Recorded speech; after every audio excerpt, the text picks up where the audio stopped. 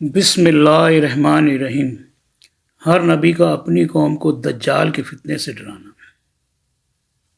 مندرجہ بالا احادیث نبی میں سے یہ نکتہ قابل اور ہے۔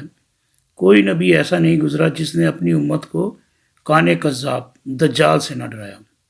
اس کی وضاحت بھی انشاءاللہ تعالی میں کروں گا کہ وہ جو ایک آنکھ والا معاملہ ہے وہ ایسے نہیں کہ اس کی ایک آنکھ خراب ہوگی اور ایک آنکھ ٹھیک ہوگی، وہ معاملہ اور ہے۔ ہر نبی نے اپنی امت کو دجال کے فتنے سے ڈرایا ہے۔ حدیث نبوی صلی اللہ علیہ وآلہ وسلم کے اس جملے سے یہ ظاہر ہوتا ہے کہ دجال کا فتنہ دنیا میں بہت بڑا فتنہ ہوگا۔ اسی وجہ سے تمام انبیاء اس فتنے کی نشاندہی کرتے آئے ہیں۔ جتنے بھی انبیاء کرام آئے انہوں نے اپنی قوم کو دجال کے فتنے سے ڈرایا، اور مختلف مذہبی کتابوں میں اس فتنے کا ذکر درج ہے۔ کیونکہ ہمارے پاس جو موجودہ دور تک تو 3 کتابیں ہی ہیں نا، توریت، بائبل اور قرآن پاک۔ اس کا مطلب، اور زبور جو ہے وہ اسی توریت میں ہی ہے۔ اس کا مطلب ہے کہ حضور صلی اللہ علیہ وآلہ وسلم سے پہلے انبیاء کرام بھی اپنی امتوں کو دجال کے فتنے سے ڈرا چکے تھے، اور اس بات کا ثبوت یہ ہے کہ قدیم کتب بائبل اور توریت وغیرہ میں دجال سے مماثلت رکھنے والے فتنے کا ذکر ہے۔ اگر پچھلے گزشتہ انبیاء نے ڈرایا تو ہوتے ہوتے بہت سارے انبیاء کا ذکر بائبل میں ہے، تو بائبل میں درج ہے یا نہیں؟ اب یہ میں نے جو مجھے سمجھ آئی وہ میں نے تلاش کیا۔ بہرحال فتنہ دجال اور بائبل۔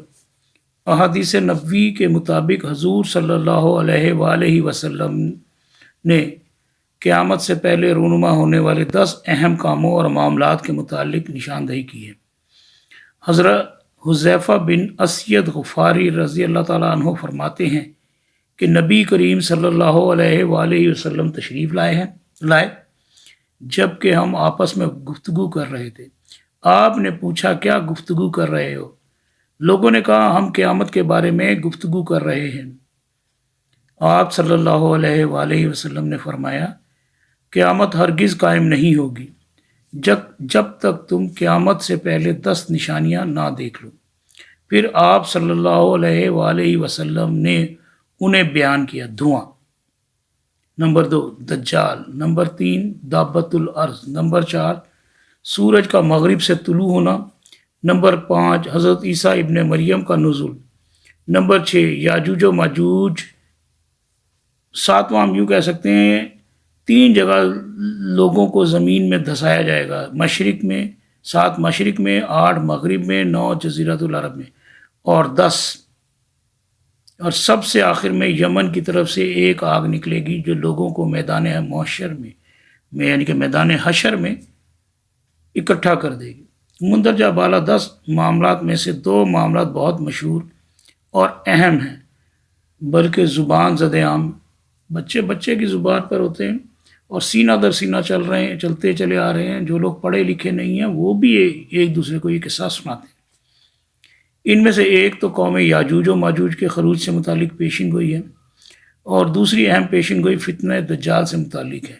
کچھ احادیث نبوی صلی اللہ علیہ وآلہ وسلم میں قوم یاجوج و ماجوج اور فتنہ دجال سے متعلق معاملات اور واقعات کا ملا جلا ذکر ہے۔ یعنی کہ ہمارے یہاں یہ کنفیوژن بھی ہے کہ دجال آئے گا اور پھر یاجوج و ماجوج آئے گا، یہ دجال اور یاجوج و ماجوج کا فتنہ اکٹھا ہی ہوگا۔ قوم یاجوج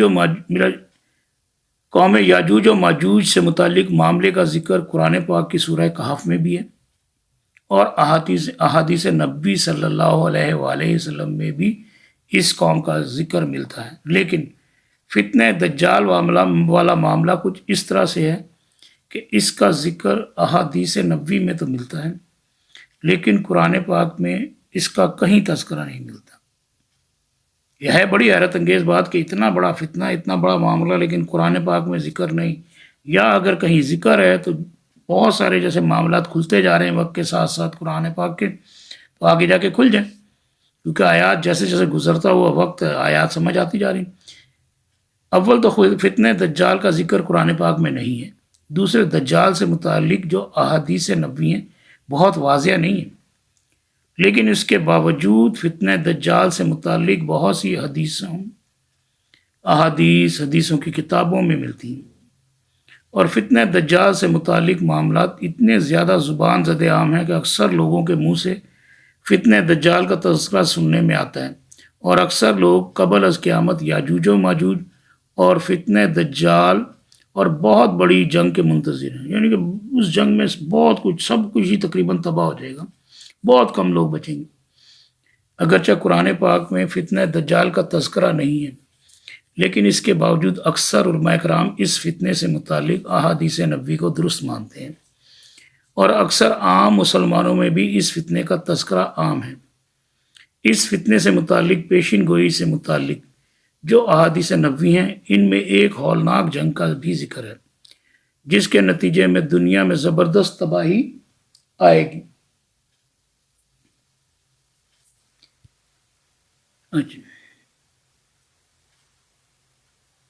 دنیا میں زبردست تباہی آئے گی اور لاتعداد انسان مارے جائیں گے۔ ہماری والدہ تو یہ کہتی تھی 40 کوس پر ایک دیا، یعنی کہ چراغ جلے گا، یعنی کہ 40 کوس کے فاصلے پر کوئی ایک گھر بچے گا۔ وہ پڑھے لکھے نہیں تھے، لیکن بہت سارے پڑھے لکھے لوگ یہی حدیثیں بیان کرتے ہیں۔ حدیث نبوی کے مطابق یہ جنگ دجال کے ساتھیوں اور مسلمانوں کے درمیان لڑی جائے گی، اور اس جنگ کے نتیجے میں دنیا پر زبردست تباہی آئے گی۔ اس جنگ سے متعلق پیشین گوئی کا تذکرہ صرف مسلمانوں ہی میں نہیں ملتا ہے، بلکہ عیسائی بھی ایسی ہی جنگ کے منتظر ہیں، کیونکہ ان کی مقدس کتاب بائبل میں بھی فتنہ دجال کے ظاہر ہونے اور ایک بہت بڑی جنگ کا تذکرہ ہے۔ ہم مسلمانوں کی طرح عیسائی بھی فتنہ دجال کے برپا ہونے کے منتظر ہیں۔ میں 93 سے 2000 تک ہالینڈ میں رہا ہوں۔ ہالینڈ کیا، پورا یورپ، امریکہ، ساروں کا کلچر ایک ہی ہے۔ اصل میں جو بدی جو پھیلتی ہے وہ امریکہ سے یورپ سے پھر ہمارے ارد گرد کے ملکوں میں، اور پھر وہی چیزیں مسلمان ملکوں میں بھی انٹر ہوتی ہیں۔ ہالینڈ میں ایک انگریز لڑکا تھا جو میرے ساتھ کام کرتا تھا، وہ مجھ سے اکثر عیسائیوں اور مسلمانوں کے درمیان آنے والے وقتوں میں ہونے والی جنگ کا تذکرہ کیا کرتا تھا، اور وہ بھی کہا کرتا تھا کہ حضرت عیسیٰ علیہ السلام دوبارہ اس دنیا میں آئیں گے۔ اس کے علاوہ میرا ایک اور ساتھی تھا جو مجھ سے ایک دن مذاق میں کہنے لگا کہ جب حضرت عیسیٰ علیہ السلام آئیں گے تو جنگ میں سب سے پہلے مسلمانوں کو قتل کریں گے۔ اس پر میں نے اس سے پوچھا کہ کیا حضرت عیسیٰ علیہ السلام شراب پیتے تھے؟ اس نے کہا نہیں، وہاں عام ہے، دیکھیں ہمارے یہاں بھی شراب پی جاتی ہے، مسلمان ملکوں میں بھی شراب پی جاتی ہے، لیکن قانوناً اجازت نہیں ہے۔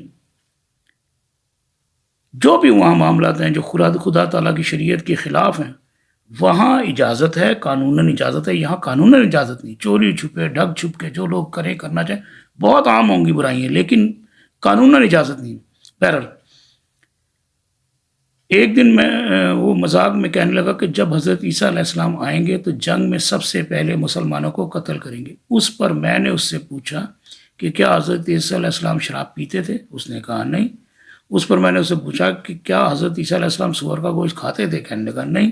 اس طرح میں نے ایک دو معاملوں کے متعلق، زنا کے متعلق پوچھا، اور جب اس نے جواب نہیں دیا تو میں نے کہا تم لوگوں کی اکثریت ایسے کام کر رہی ہے جن سے حضرت عیسیٰ علیہ السلام نے منع کیا تھا۔ یہ یاد رہے کہ ہر نبی نے خدا کی شریعت کا حکم دیا۔ جب بھی کسی نبی نے جھوٹا دعویٰ کیا، اسے سمجھ ہی نہیں آئی کہ خدا کی اصل شریعت ہے کیا۔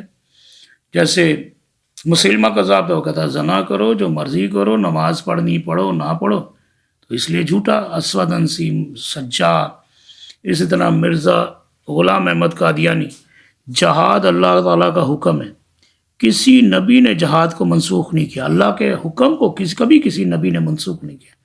مرزا غلام احمد قادیانی نے انگریزوں کو خوش کرنے کے لیے کہا کہ میں جہاد کو منسوخ کرتا ہوں، تو ہے کیا، تیری اوقات کیا ہے؟ تو اسی لیے ملعون ہو گیا، جھوٹ بولا، اللہ پر جھوٹ باندھا۔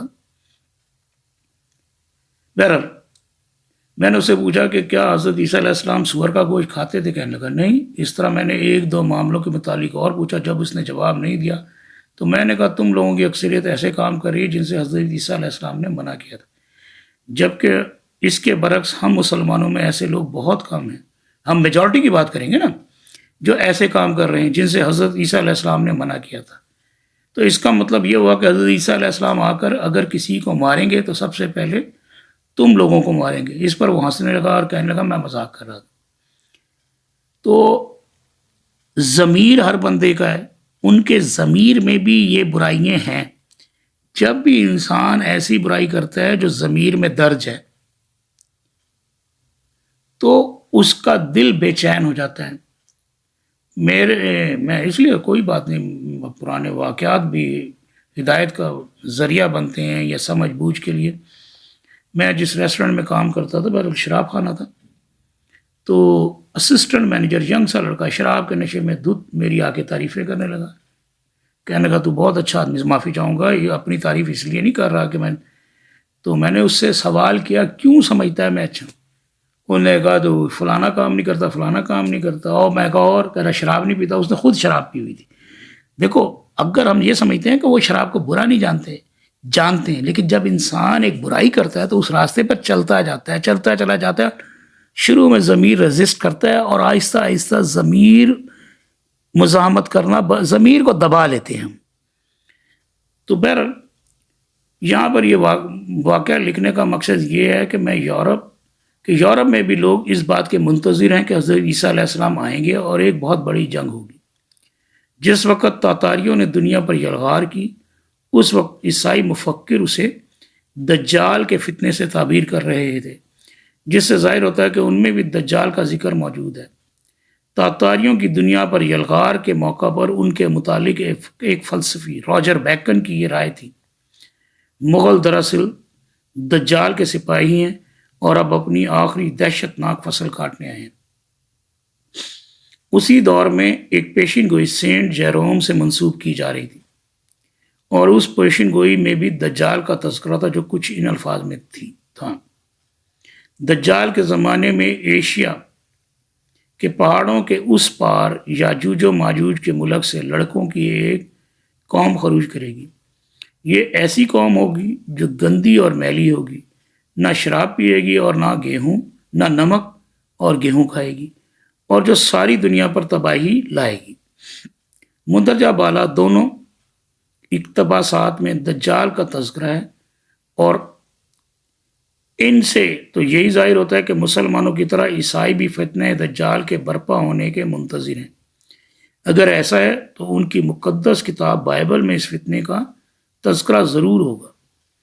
اس سلسلے میں جب میں نے بائبل میں تلاش کیا تو بائبل میں مجھے دجال کا لفظ تو کہیں نہیں ملا، لیکن اس سے ملتے جلتے ایک فتنے کا ذکر بائبل میں موجود ہے، جس کے متعلق عیسائی علماء کرام کی رائے ہے کہ وہ فتنہ دجال کا فتنہ ہے، اور اس فتنہ کو بائبل میں ایک جانور کی صورت میں دکھایا گیا، اور اس کے متعلق کچھ عیسائیوں کا خیال ہے کہ یہ جانور فتنہ دجال ہی کو ظاہر کرتا ہے۔